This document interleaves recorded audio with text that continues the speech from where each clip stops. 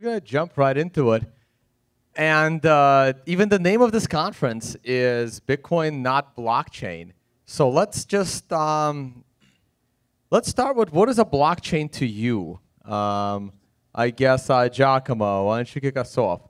What is a blockchain? A blockchain is actually a specific little piece of the Bitcoin technology stack. It was fundamental because without that, Bitcoin couldn't work properly. It just was Max said before, a distributed solution to the double spending problem, nothing more.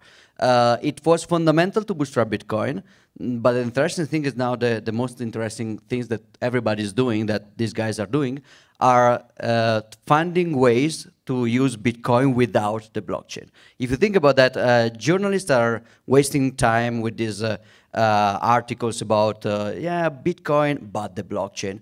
So we want blockchain without Bitcoin. Actually, everything you're hearing about in the development of development is Bitcoin without blockchain.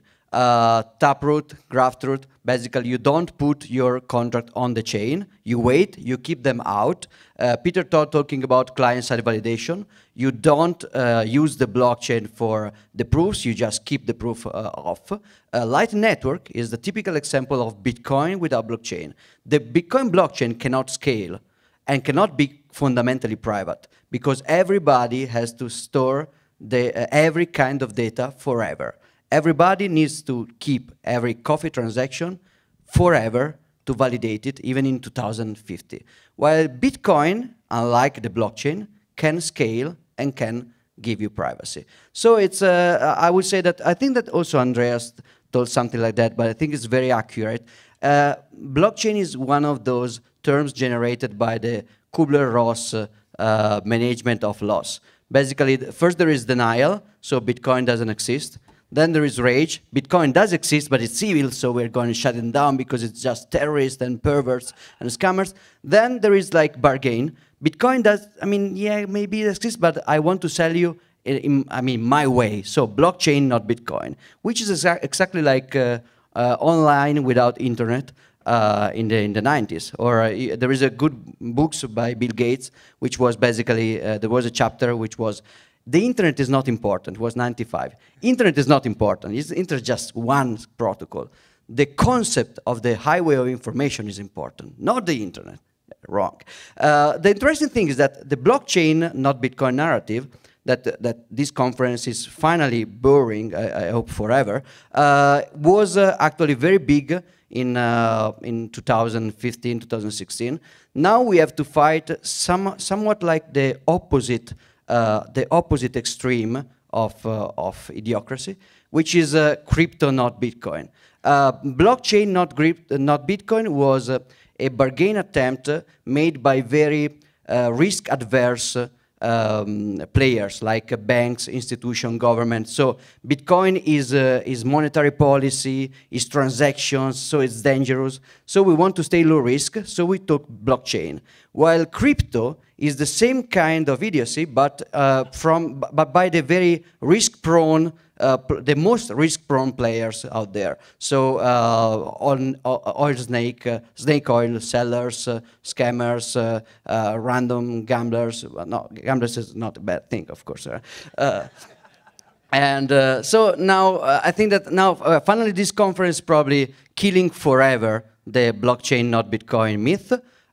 Maybe in a few years we will need blockchain, Bitcoin, not crypto subtitle on the 4th edition of Unconfiscatable in order to kill forever this second kind of idiocracy. We'll try to get there. We'll try to get to the 4th edition. But also, yeah, so I'm sure everyone in the audience knows who you are, but just for the live stream, probably best just introduction and what are you doing in the space? Real quick. I'm a consultant for money, and I help open source non-profit development in Bitcoin to lose that money that I get with consultants. Nice. Jimmy Song, very quick introduction, and then what is a blockchain to you?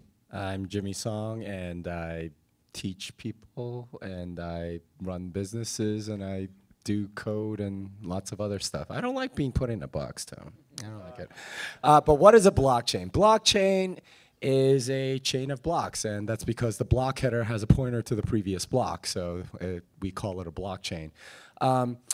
That's in Bitcoin. Everywhere else, it's a buzzword. That's all it is. And a lot of people seem to be falling for that buzzword because they don't really want to admit that they don't actually know what it is. So for me, that's where the blockchain, not Bitcoin industry has sort of evolved to. Yeah, it's probably a blend of the two answers. It's probably the real one. It's fundamentally a data structure that gives you some guarantees about what you can expect that data structure to end up representing.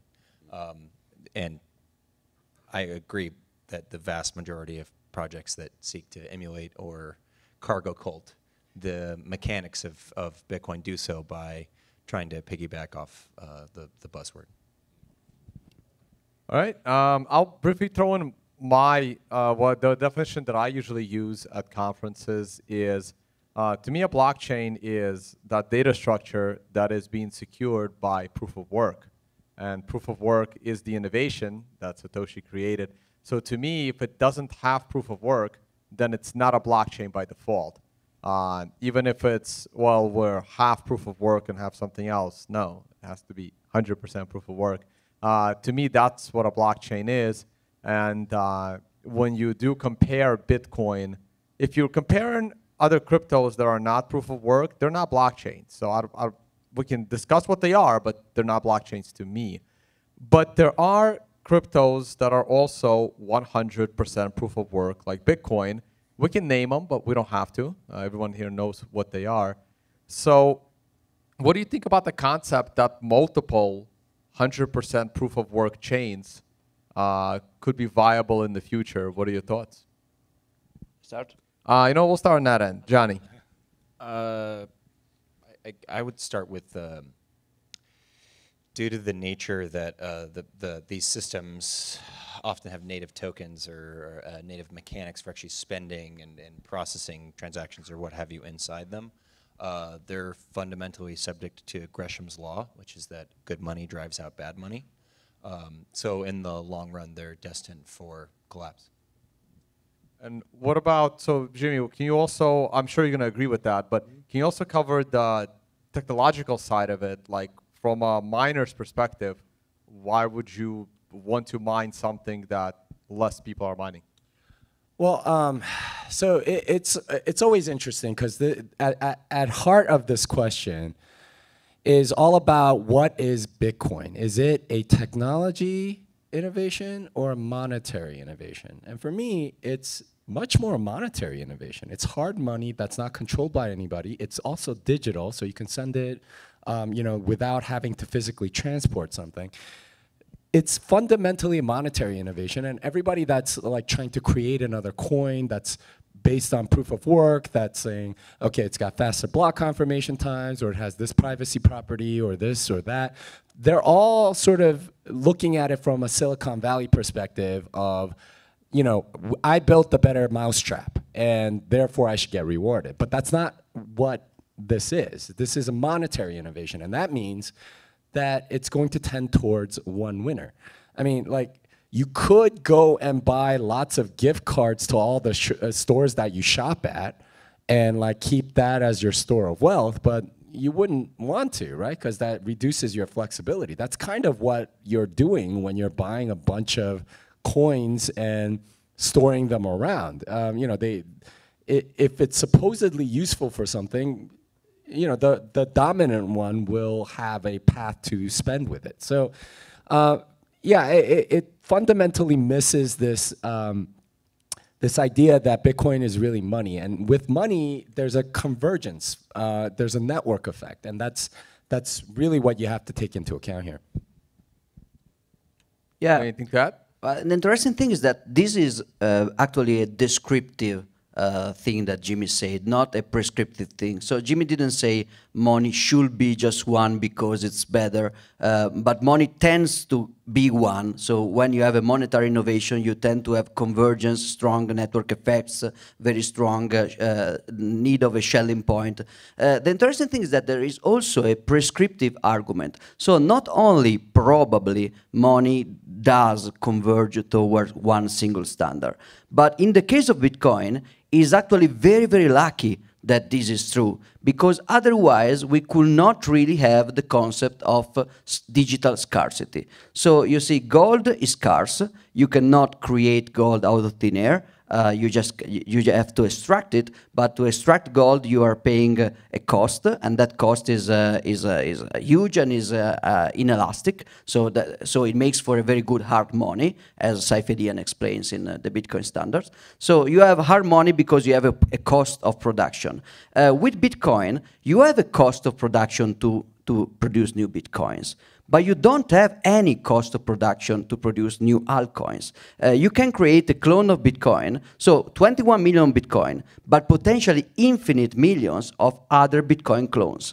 So either what Jimmy says is true, and I think is true and historically provable and logically consequential, and very, very, there is a strong case that is true that money powerfully converges toward one standard, in the free market especially, and the fact that we have different superficial fiat money over the US standard, US dollar standard, it's because they are enforced by legal legal tender laws.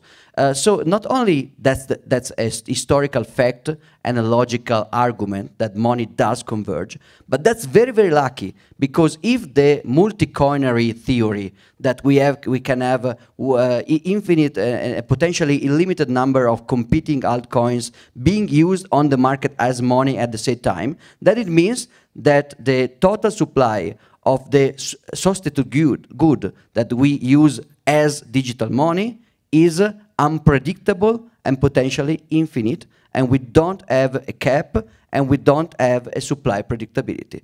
So Jim is right, and we should be happy that he is.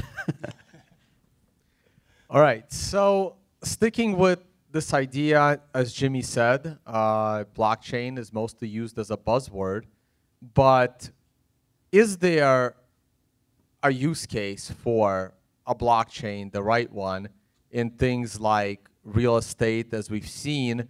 And that one is actually debatable, because I do believe that Bitfury is very familiar with what a blockchain is, and one of their projects is putting real estate registry on the blockchains in the country of Georgia. It's something that they're consulting with. So what are your thoughts, Johnny?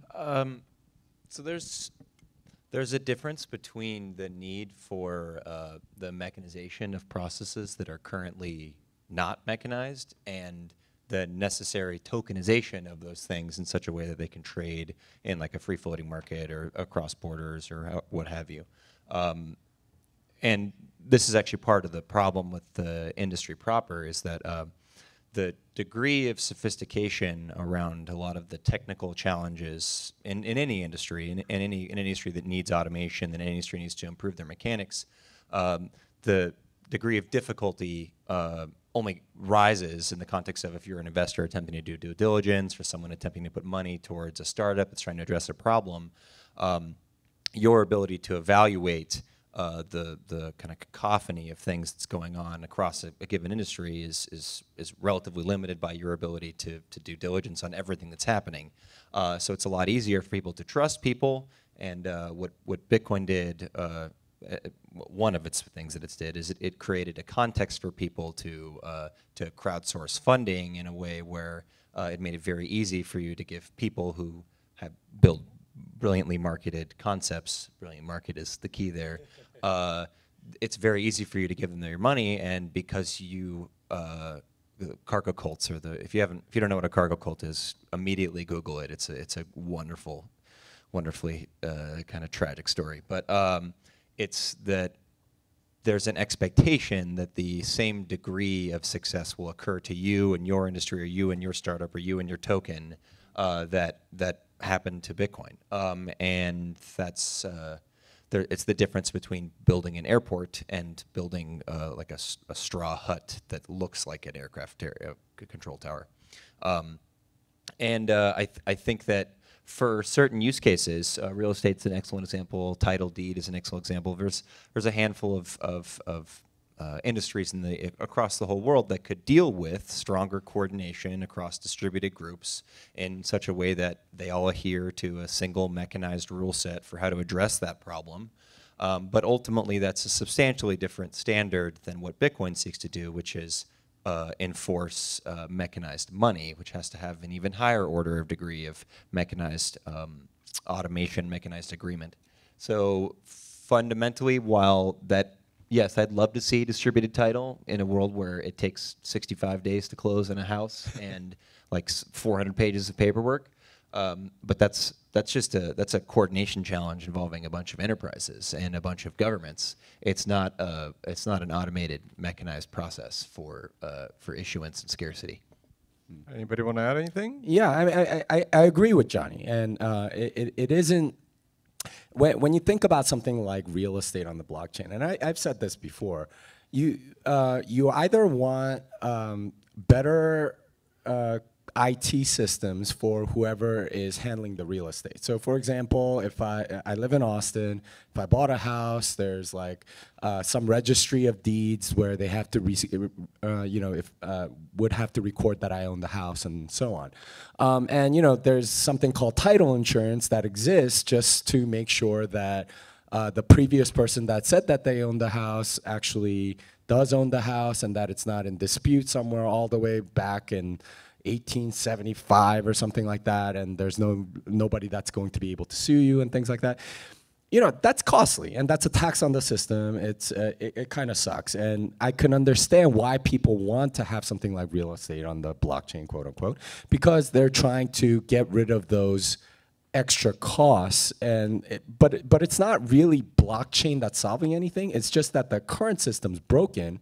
And they're saying, okay, here's blockchain, here's something that might be able to solve it. Really what they need is a better IT infrastructure, right? It doesn't need to be decentralized. You still want somebody in the city telling you own the property.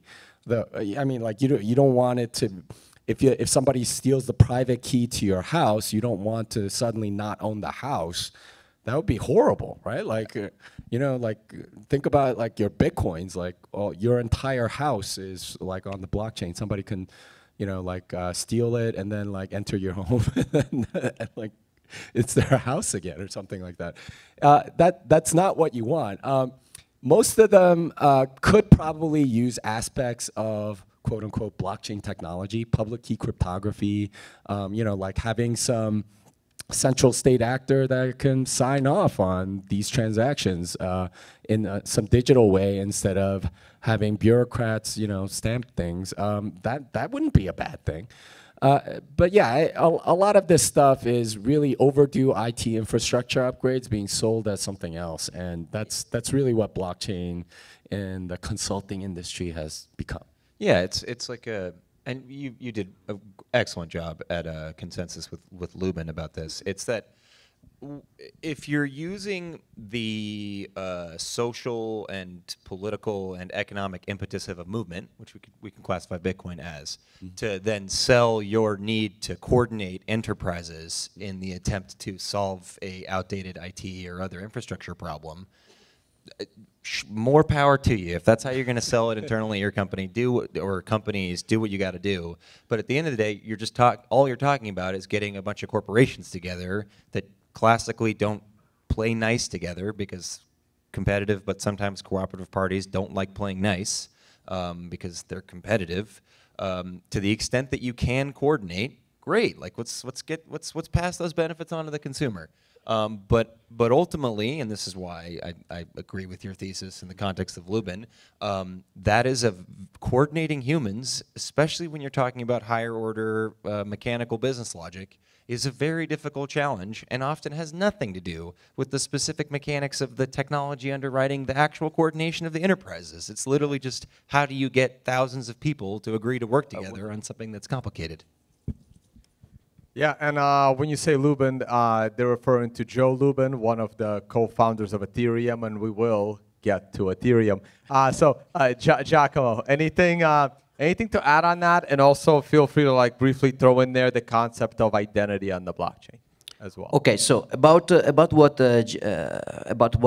they said, I completely agree. You can make the case maybe that in the eventuality of a complete success of Bitcoin as money, then you could have an induced effect of a coordination boost Bitcoin driven. What I mean is for example, you want to do a proprietary close information and communication system in a company in the 90s, in the early 90s, you don't need the internet. The internet is for open communication across different things. You want a mainframe, basically. But if you want to do the same thing now in 2019, then you do use the internet, because the adoption of the internet as an open standard outside your company made it reasonable to leverage it and to piggyback it inside your company. So even if you don't, so right now somebody is tweeting here, and maybe they are using the internet to communicate from there to there. That doesn't make any sense technologically, but socially it does,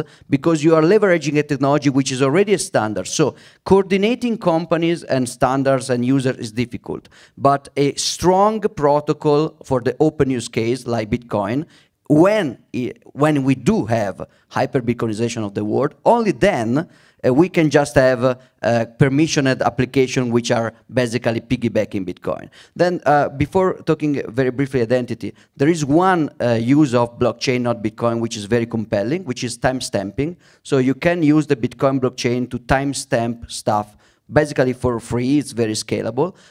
Open timestamps is a protocol invented by Peter Todd and now adopted and made better by many other developers. Open timestamps. It's pretty scalable, very easy to scale. The blockchain does not really do only timestamping, which is the easy use case. It does proof of publication, which is a more complex use case. But timestamping is easy to do right now. You can do it right now. So if you have to prove the date of some document, you don't put the document on the blockchain, but you can put the proof of the existence of the document in a certain point in time using the Bitcoin blockchain. But the interesting thing is that the reason it works is only because the blockchain is reliable and immutable. And the reason the blockchain is reliable and mutable is a game theory reason, which is only there because of the monetary incentives. So without Bitcoin as money, we will not have the parasite use case of the blockchain as timestamping. We have that because we have hard money. It's just an unintended nice consequence. Identity, I think that this is a very simple question.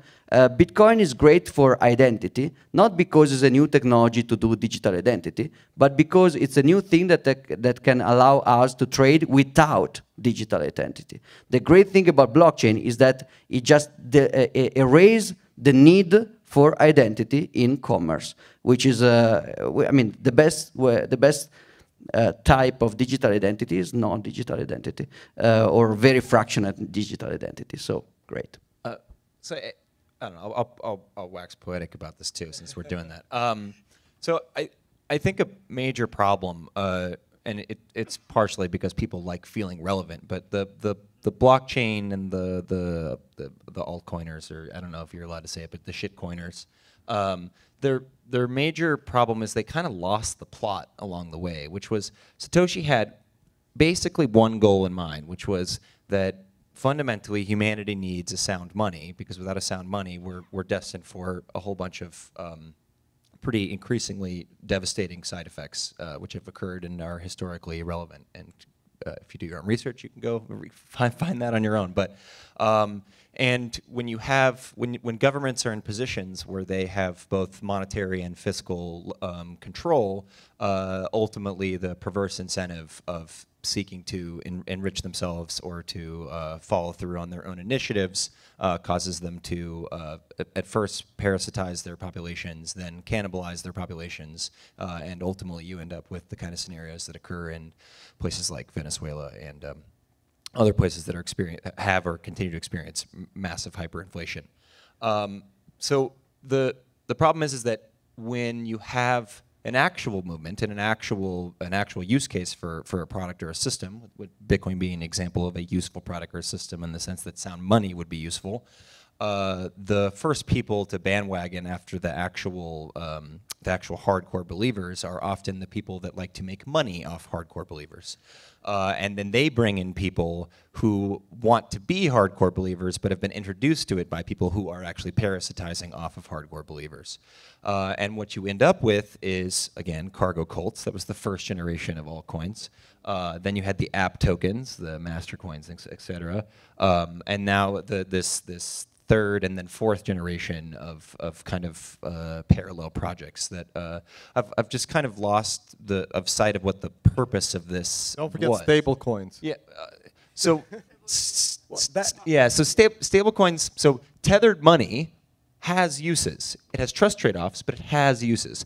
Probably could be interesting. Like Tether itself, somewhat interesting. I will argue that Tether could be an example of Bitcoin as a technological standard. Yes. So you have the company Tether could just use MySQL, but since people is already maybe using this standard, which is not really, but which is Omni on Bitcoin, they also have a better plausible deniability. So if the regulator goes to the Tether company and says you should delete this user from the database, they have to do it. But if they say you should delete this money from the Omni protocol built on top of Bitcoin because we want to censor your money transfer, they can do it anyway, but they can pretend they cannot. Yeah, so stable coins like the algorithmic basketing stuff, those systems are destined for absolute catastrophic failure. We've tried that in synthetic finance for 40+ years, and every time it fails under liquidity crisis conditions, which you cannot account for. Well, you saw that with Tether, the liquidity crunch, right? Like people just someone said something and everybody panicked, and all of a sudden it's 15% below par value, and then a month later it's back to par. It doesn't have the building effect of algorithmic, I think, basket things. Yeah. So I would say that there's a conflation between the term of tethered money, which Tether is an example of a tethered money. Blockstream's new yen will be a tethered money. The Gemini dollar, the Circle dollar, the Coinbase dollar, those are an example of tethered money. There's a custodian somewhere with a pile of US dollars. If they use a bank, it's a smaller pile of US dollars because the actual money is being loaned on. But like an ideal tethered money is just a warehouse with a bunch of guards and a shitload of dollar bills sitting in it, and then you have a redemption receipt for those dollars. You can go in and say, hey, that's my money. I mean, you're going to get a colonoscopy on the compliance side when you go ask for it, but it's your money. As long as you can pass it, you're good. But the stable coins are kind of this. It's this insidious idea. It infects the minds of people who are easily convinced by technological jargon. It's that I can build a hydraulic hedging mechanic that stabilizes a value context in the field of all markets. And people who have tried this, including the Central Bank of England, always lose. And it has to do with basic liquidity constraints when facing a market that you are not the entirety of. I would say that one's more like a perpetual motion machine versus something that's fully backed. The thing about stable coins that I do have to give them respect for is at least they're not fractionally reserve lending, right? It's fully backed. Every dollar you don't have know is that. You don't know, but at least that's what they're supposed to be. Yeah, so. Yeah, who knows though? I suppose that's a game that they can start playing, and that might be a moral hazard into itself. So, the critical part of stablecoin or fiat coin, actually, because fiat is not that stable, is that they are using the blockchain buzzword a little bit randomly. I mean, PayPal dollars are fiat coins. What is the difference between a Circle dollar and PayPal dollar? They are from a regulatory fragility, censorship prone. They are the same. Just the Circle dollar has this Ethereum ERC20 buzzword for marketing reasons, which make it the UX worse, the security worse. But at least, it sounds new. But PayPal dollar is the same. I mean, we already have tethered fiat money digitally usable in Venmo, Cash App. Everywhere. That's fiat money in digital. It's okay if you don't need good money.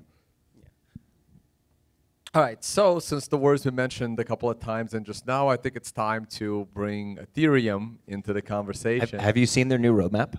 It's hilarious. No, I have not. Why don't you enhilarious us, Johnny? I've been too busy planning Unconfiscatable conference. I would love to hear this. The 2.0 roadmap it's hilarious.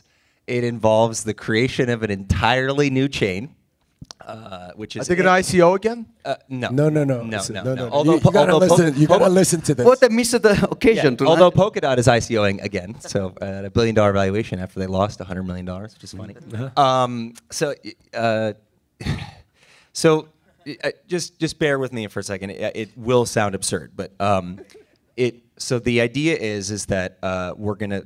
I'm saying we colloquially in the sense that I'm an Ethereum developer at this moment. Okay, so we're gonna build an entirely new parallel system. Okay, it's not interoperable with the first Ethereum. Okay, it just runs on its own for a while. Okay, then you can spend your Ether into that, but you can't spend it back. So now those Ether are just on this new environment, but both of them are operating at the same time. And then Handwave. All the miners are going to agree to produce a block where miners no longer occur. No, they're no longer part of the system at all. And the first system is then entirely depreciated. So, and this is supposed to happen over a 3 to 5 year period. Yeah, so that's supposed to be Ethereum 2.0. So think about it. They have a second chain. Like Johnny said, you only have a unidirectional Ethereum flow from the old chain to the new chain. And somehow the second one's going to have proof of stake and all this other stuff. They're supposedly fixing all of the stuff from Ethereum 1.0.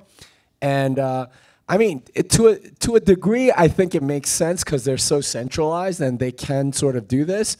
I mean, Vitalik showed with the DAO hack. Okay, well, not DAO hack. That was more like DAO good lawyer, smart contract lawyering. You know, like. You can, you know, he's in charge, right? He can do whatever he wants. And that's kind of what they're going to do is, okay, well, the stuff that we built from 1.0 had so many flaws that we're going to have to just start over.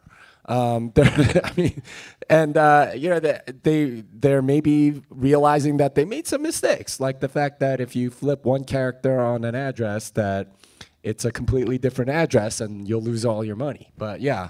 And there's substantially more evidence than just the DAO hack to the extent to which centralized Ethereum is. They called off a month's planned hard fork 17 hours before the lock-in on a phone call with 8 people. This is a hard fork, so like this is an incompatible upgrade that would have had catastrophic losses for everyone, and 8 people said, nah, we're not going to do it because we found a bug. I don't know why they bother informing 8 people, because if they inform just Infura server infrastructure, they are set to go. I'm sure Joe Lubin was one of them. Okay, so you just need him. I mean, there is, I would say that the vast majority of Ethereum full nodes are right now running on this cloud infrastructure owned by Infura, so Joe Lubin. So basically, one guy can actually manipulate your full node in any way. But let me be positive for a while, since I'm always the negative guy, but they're making such a good job and being negative. I just want to talk positive about all this.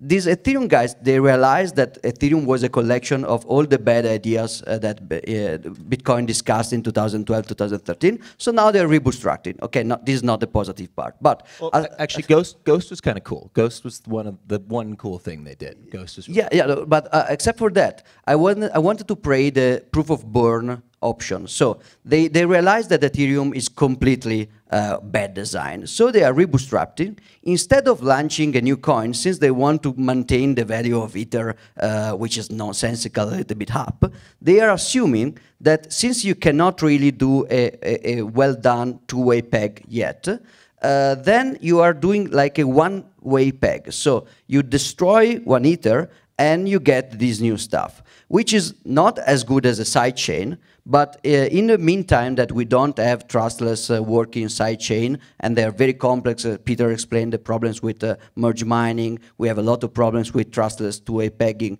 So as long as you don't have a two-way pegged sidechain, the mechanism of launching a new protocol that needs a coin and asking people to burn Bitcoin in order to continuously get this new coin instead of mining a new coin is nice, because it's actually a non-inflationary way to launch your petty experiment. So maybe your pet project is stupid, but at least you don't inflate money in order to launch it. So if you want to launch another coin, don't. But if you really want, the idea of proof of born, in my opinion, is not so stupid and not so bad. Well, so I have a question. So you have not just Ethereum assets on the Ethereum blockchain. We know that they have lots of other stuff, including ICO tokens, CryptoKitties, whatever. What's going to happen to all of those, Johnny? Do you know? So they have they've planned 1,024 shards that currently have no way of communicating or interacting with one another. So it's basically 1,024 Ethereums, actually. And they're going. Each one's gonna get a copy of some CryptoKitties. No, I like mean, there's- what's gonna happen to my CryptoKitty, Johnny? There's like this election scheme, and you rotate through who's like this master, and then there's like a master slave. It's very complicated. Sounds very 1800s. Yeah, Man. well, I don't know. It also sounds like they might have hired Dan Larimer as a consultant on that one. well, unfortunately, let's just say what's I agree. Let's be positive. Let's say, all right, this is a great idea. Let's say it's a great idea. The first thing is I think we can all agree that this cohort of individuals who are actually building this have vastly overestimated their ability to do sound and consistent engineering on a timeline that they can actually Understatement of the year. on a timeline that they can deliver on. So if they say this thing is going to take 3 to 5 years, and let's say at the end and it's done, this is the bee's knees. This shit is going to do everything we need for humanity forever. Okay, it's not going to take 3 to 5 years. If you read this timeline document from James Presswich, it's like a 15-year engineering endeavor. If you had like NASA working on this shit. It's insane. Like, these people have no understanding of what is required to build bugless implementations for sound money and the principles around it. It's insane. So That you're means that saying for it's like a 15 5-year plan or something from a totalitarian government? What? Yes, yes. Okay. Look at the silver lining. That means that for 15 years, Jimmy's CryptoKitties are safe. Yes. That's critically important. Yeah, but this is indicative, I think, of something that we've all known for a while. That when you try to innovate on something as complicated as a blockchain with public key cryptography, something that is not supposed to change, you're going to have a pretty rough time, right? And I think Giacomo alluded to this earlier. Altcoins are basically money that's trying to change rapidly using Bitcoin's technology. And Bitcoin was specifically designed so that it would be very hard to change, especially on a whole scale level. And blockchain is the opposite. This is sort of like a startup trying to use like really slow technology, right? Like you can't iterate on that stuff very well. So like both groups sort of have something completely off, and we end up with the crap we have today. And this is why we say, if you're a Bitcoin, you're a no-coiner, you're a conservative. If you're an altcoiner, then you're a liberal. Well, if you're rational, you'd be just like a Bitcoiner. You're more like actually like a moderate in many ways. All right, no, that's great. I have one more question, and then guys, feel free to line up. We have about 15 minutes for your questions, so line up in front of the mic if you have a question for anyone on the panel. So my last question is, this one has been a little bit debatable, and sometimes I even get surprised by some of the, hardcore Bitcoin believers out there. What do you guys think of, mining subsidy for the developers? Like, instead of having 100% of the reward going to the miner that finds the block, to take off, 10 to 15% for the developers. Now, most coins that do that are very scammy in other ways, but let's assume that that existed. What are your thoughts on that about, developing that, having that pool and someone being responsible for that pool somehow, or how do you know what the real motivation of the developers are if that pool exists? Like, what are your general thoughts on that? Because this has been debatable by prominent people. All right. Can I take a stab at this one? All right. So I understand the sentiment, right? We want the ecosystem to have the right incentives, and we want to reward those that are securing our things. I get that sentiment. That is the wrong way to do it. It's way too subjective. It's way too centralized. And I mean, I think the incentives work okay. I think they work pretty good already. You have a lot of developers that are doing things, and you know, it's not like they get nothing out of it. They have an expertise that's very marketable. And you know, you try to hire a Bitcoin developer. How hard is it? Anyone try? Anyone try? Right? It's very hard. So in many ways, I like the sentiment, and I like that you know, the community wants to support in that way in some automated fashion, but it's too subjective, too centralized, and I don't think it needs to change.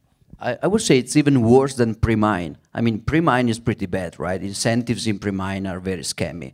But at least the scammy thing has been done. The system can go on doing his stupid stuff. But with the funder's fee or developer's fee, you have perpetually hardwired in the code this text that goes to a centralized address. What if Zcash people lose the keys for the Zcash address hardwired into the code? What they do, hard fork? Yeah.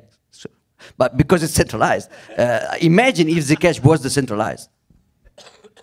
Okay, well, they would also just like quit all at once. Again, if I was like at Bear Stearns and all of a sudden you see on the news like everyone else, oh, your company just disappeared. Well, then why am I going to work? if the keys are lost. Yeah, so I'd say, well, for one, you'll never get consensus for this kind of a change. Consensus is hard enough. But two, I think the people that do that are conflating the requirements of applications or businesses over the requirements of a protocol. The kinds of people you want working on the monetary standard for humanity are not the kind of people that you want to be the marginal motivation for them to continue to want to work or promote or be the steward for this. You don't want that marginal motivation to be the difference between them getting nothing and like a 50 or 75 or even a $200,000 a year salary. Like that's the people that are motivated by that differential can conversely, and we have seen some examples of this from some of the more egregious exits from Bitcoin core developers.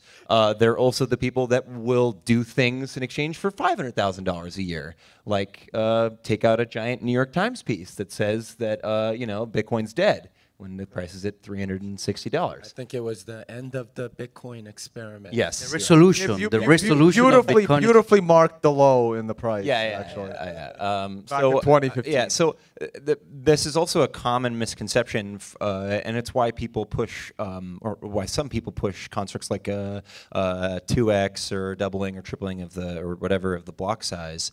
It has to do with the fact that people conflate their personal needs and their personal requirements with Bitcoin's requirements. Yeah. And Bitcoin doesn't give a shit about you. And that's very important for you to understand, and it should not care about you. And if you think that it should care about you, you have a misunderstanding of the system and what it needs to do and what it needs to be responsible for. So ultimately, yeah.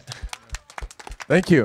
All right, let's get to some audience questions. I think that was very well said. I also realized we didn't even cover Bitcoin forks, but that's okay. They probably don't deserve any coverage. We'll start right there. Thanks, guys. Very informative, as usual. In my continuing education in the space, I put a certain percentage of my time into listening to the altcoin argument, why they need to exist.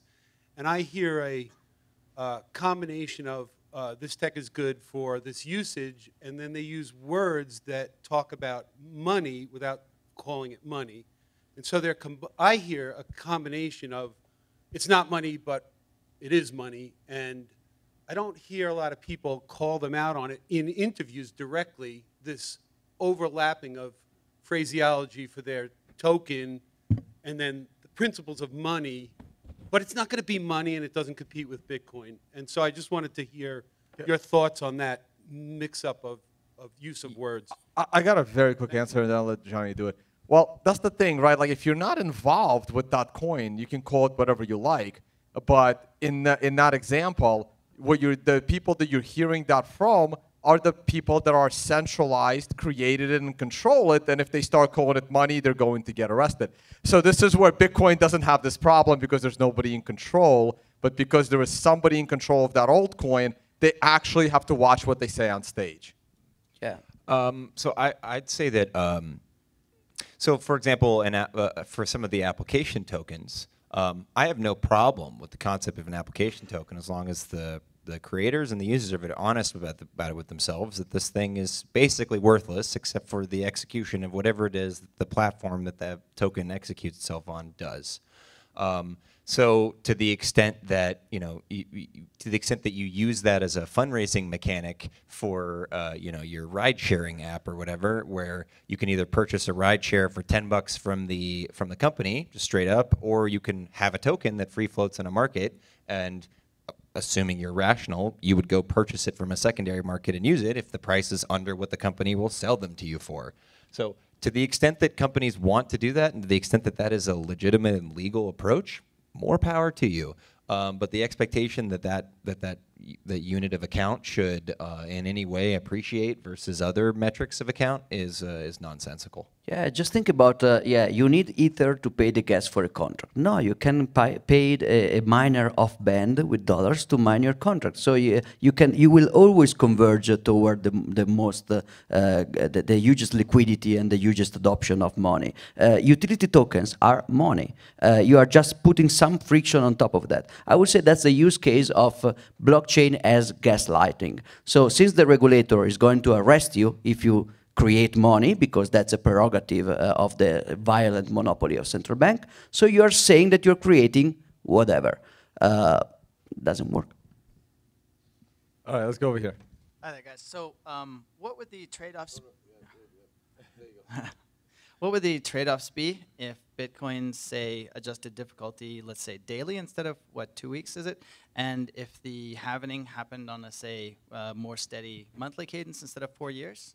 So the question has to do with, was Satoshi's issuance schedule and mechanics around the issuance schedule perfect? No. Would it be nice, maybe, if we had a smoother issuance schedule? Maybe. We can test this in other sand beds that have similar properties, but ultimately it's just a dynamic of the system, and changing it is invasive. So why change it? It's not. It does create jarring changes to the economics of mining, for example, and for the production of blocks. But not to mention a hard fork. Yeah. But ultimately at the end of the day, everyone knows that is the case. So. Yeah, I mean, if it was starting again, yeah, we'd probably smooth you'd probably smooth the issuance schedule. It would make it'd be more gentle at the very least, and way less jarring. We wouldn't suddenly go from 7% realized inflation to 3.5% realization in literally 10 minutes. Yeah. But it's not it's not really a game changer. It's just you're just talking about the difference between a stepwise and a gradual. Maybe just to clarify the possible attack scenario. One, the difficulty adjustment. For example, what Jan said in the previous panel about the Chinese government switching off 70% of hash power. Bitcoin survives, but it's kind of a very harsh ice age for a while, because Bitcoin will take several blocks to adjust, because the adjustment is never immediate, and blocks will come slowly. So a smooth difficulty adjustment could maybe mitigate the damage of that attack. Or people is now talking about the fact that halvings are economical singularities. So it's not the market adjusting smoothly, but it's the market like calculating over singularity, which can be a little bit messy. So you go back in time. So let's say there are like two things that you need in order to do that: a time machine and the security that the side effects that you don't see are not as serious as the possible problems that we are discussing now. Yeah, I would also like to add that, like, we don't know the alternate reality where Satoshi made the emission schedule very smooth and things like that. And who knows what that code would have looked like, what bugs it could have had, what like existential threats Bitcoin could have gone through had we had that. We only know the reality of now, which is, it was a 4-year, halving schedule, and it's a 2-week difficulty adjustment schedule and so on. It's very would X be better is an extremely difficult question to answer because we don't know the alternate reality. And so in that way, it's not really a fair question because we don't have access to that reality. A very, very quick flash comment again about this. I will not conflate these two things in the same category because while an adjustment in the difficulty adjustment may never happen, it's probably not going to happen. But if we ever had to change the proof of work in order to do something, that's not going to happen, and that will be bad. But then maybe we can also change the difficulty adjustment. It's just an implementation detail of how the blockchain works. While the issuance schedule, that's not implementative. That's a predictability of money. So the first one is probably impossible to change, but if it was possible and useful and urgent, why not? The issuance of money, so halving, now that it's set like that, the predictability and the credibility of monetary policy is so important that even there were smooth, nice way to change it, that must not happen. Oh, we'd never get consensus, ever. Yeah, that would be another fork. All right, we got Vortex right here with a question. Go for it. Hey guys, thanks again so much for spreading the good word of Bitcoin up here. Having a great time. Just a question for you guys. So I try to remind people on my channel that it is early days, right? So there's not a whole lot of liquidity into the system. There is trillions more poised to come in just the next couple years. And so that's going to inevitably slosh around across all of these altcoins and things like that, right? So my question is, how do we mitigate, somebody 3 years, I haven't talked to somebody in 3 years, and they called me up and asked me about Ripple when it was going super high. How do we mitigate an issue with that, a situation like that? And do we even try at all, or do we have to let people touch the hot stove to get burned, and so they can actually learn a lesson? And where do we find a happy medium between that? I don't expect that to be a problem again. Like I've been saying that, we're going to talk about it later on the panel, that I'm expecting only Bitcoin to be as part of the next bull run and none of this altcoin stuff. I don't know if that's true. So I get where you're coming from, Vortex. How can we help people not get deceived so much and go into Ripple and all this other stuff that doesn't make any sense? To some degree, like, you can't, right? People need to learn, and I really do think they need to touch the stove. I mean, everyone that came into Bitcoin, you probably did this, right? Like, you learned about Bitcoin, and then you went, oh, mining sounds like a good way to go make money. And then you look into mining, and then, maybe after a little bit of research, you realize like the margins are tiny. If they're at all, you'll probably lose money because you don't know what the hell you're doing. And then you look at altcoins, and then you finally come back to Bitcoin. That's usually the path that people take. And some people just don't leave any one of those, and they don't like sort of mature beyond that. But that's normal of any kind of human growth or knowledge, is that some people just don't care to go beyond where they are currently. Yeah. No, Jimmy, and that's my view, right? Most people do not look at mining anymore when they come into the space. No, I mean, some people do. There are plenty of people that do. And, they learn about Bitcoin. They go, okay, well, I want to be a money printer. I'm going to go mine. They think that it's going to be just as easy as, I guess, being a central banker or something. But it's not, and you find out, and it's about as difficult as mining for gold at this point. It's, it requires that kind of capital investment and, the effort and setup and all that stuff. But ultimately, what we're talking about is Bitcoin, Bitcoin's value proposition. What can we do to make that more clear to people? I mean, I think people will learn maybe a little bit quicker, but honestly, it's the market, like free market, seeing incentives at work, seeing prices go up and things like that. Those are going to be better convincers than any argument you and I could get. Yeah, we have to understand real quick, I want to get to the psychological incentives to follow an altcoin are so huge at the beginning, because imagine a developer. If you are a very good developer, now you are super marginal in Bitcoin. If you are a shitty developer, you can be the king of the new altcoin because there is nobody else. And the same for a trader. If you are a trader on a low liquidity altcoin, you can effectively single-handedly change the demand for that by pumping it. You cannot in Bitcoin. So the thing is that this kind of psychological effect is very strong at the beginning, but then for the same reason you abandon eventually the altcoin for new altcoins and new altcoins. I would say anyway that we don't have to defend Bitcoin from altcoins. If we needed to do that, Bitcoin would be failed. We just have to defend try to help people. So we are helping people to understand Bitcoin, not helping Bitcoin to affirm to our people. All right, let's get the last two questions. Joe, go for it. Great panel, guys. Your feelings on the future evolution of Bitcoin, as far as, when people say we're a bunch of Luddites here because Bitcoin was the first and we're not open to all these new developments and all this type of thing. We know things are going to be developed in the future. Computer science, everything's going to evolve. Do you see it as really Bitcoin being just the solid base on which all this future development occurs, or there will be separate types of blockchains besides Bitcoin? I think I said something about this before.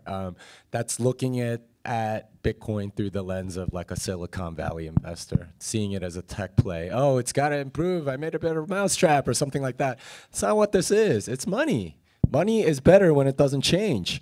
Money is better when it doesn't change. Let me say that again. Money is better when it doesn't change. Yeah. Right? The problem of a central bank is that they keep changing the money under us. Right? So when people are, when all these altcoins are saying, oh, we made Bitcoin better, or we made Bitcoin 2.0, or blah, blah, blah, blah, they don't get what makes Bitcoin Bitcoin. What makes Bitcoin Bitcoin is that it's a solid money. It's a sound money. It's a hard money. I mean, ask Safety, right? Safety, are you here? Yeah. Well, money is not the only thing in the world. We talk a lot about money because it's one of the most important things in the world, because prices, everything else, we use that to do a lot of stuff, especially at scale, and in the long run, money is very important. It's one of the most important social technologies invented by the humankind. But not everything is money. People sometimes tells me like, you don't want to watch any other project than Bitcoin. That's not true. I mean, Tor project is not money, it's a good project. BitTorrent is a great project. Wikipedia, well, but it was good. WikiLeaks is a good project. There are a lot of projects that are very good. Open source, decentralized, also closed source project. I mean, actually, my car is not money, but I mean, it's not Bitcoin. I cannot use Bitcoin to eat. I cannot use Bitcoin to live. I mean, I pay with Bitcoin, but there are other things in the world than money. If you want money, either you want centralized money or you want decentralized. If you want decentralized money, then there is Bitcoin. But there are a lot of other things you can look for in technology or anything else. Yeah, I'd say, and I'll be brief. So I'd say that there's a lot of room for the majority of applications to be built on top of, or higher order layers on top of Bitcoin, where they reference and piggyback off Bitcoin's mechanics for strong assurance and strong trustlessness. A lot of the problems with the other protocols and the other groups is fundamentally they. In a lot of cases, they literally ignore years of our conversations and advice, years, about how these things are terrible ideas to do at the base or in consensus, primarily because what you're trying to do is too mechanically complicated or complex, such that you end up with things like 8 guys calling off a protocol upgrade with 12 hours notice. Or complicated contracts that can be very easily exploited. Immutable. Yeah. Code is law until it isn't. Yeah. All right, let's get one last question, and then we'll wrap up the panel. Okay. So a different scaling dynamic, instead of looking at it as transactions per second or some, I think it's a stupid metric to think about. But how about instead of that as scaling, how about scaling as more people are running a node?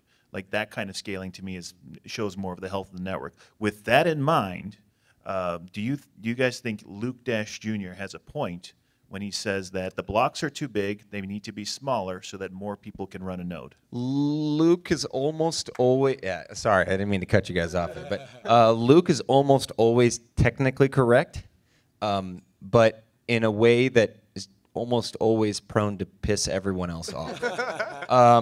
So he's a great guy. We're friends, but so yeah, I understand why he says these things, and his context for him this is a sense of urgency. This is a man who ran one of the earliest pools. Like he understands a lot of the dynamics of the centralization pressures in Bitcoin better than anyone else alive. To the extent that that's true, sure, he's technically correct, and to the extent that Moore's law essentially ended about 8 years ago, the technological progression and the speed of processors is no longer well correlated with the doubling of transistors or transistor density. So to that extent, he is correct in that we are facing a perpetually worse scaling problem every single day. But should we're already in a place where that's a difficult conversation to have because of the kind of aggression that was brought about and brought on by the businesses that seek to have their businesses subsidized by the protocol. So to the extent that I personally would not like to see that debate ever happen ever again, I don't think those kinds of conversations are that useful.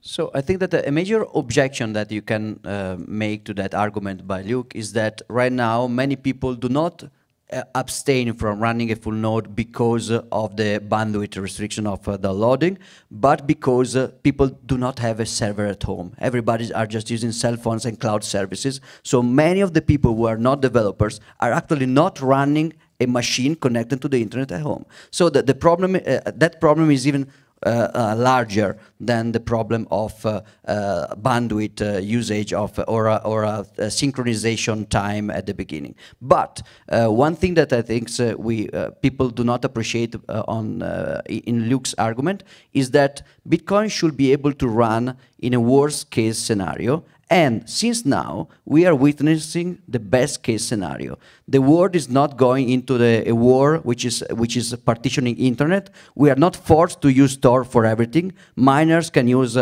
beautiful things like Faber, Stratum without just running on Tor. We don't have to hide our full node. So in this condition of a great honeymoon phase with the government, we are having a hard time running full nodes. We should prepare for the worst case condition. That said, I love triggering people, so I am all in for the proposal of lowering the block size. Well, so the one thing I will point out is that there are different strengths of opinion, and Luke comes off sort of like always very gung-ho about his opinions and things like that.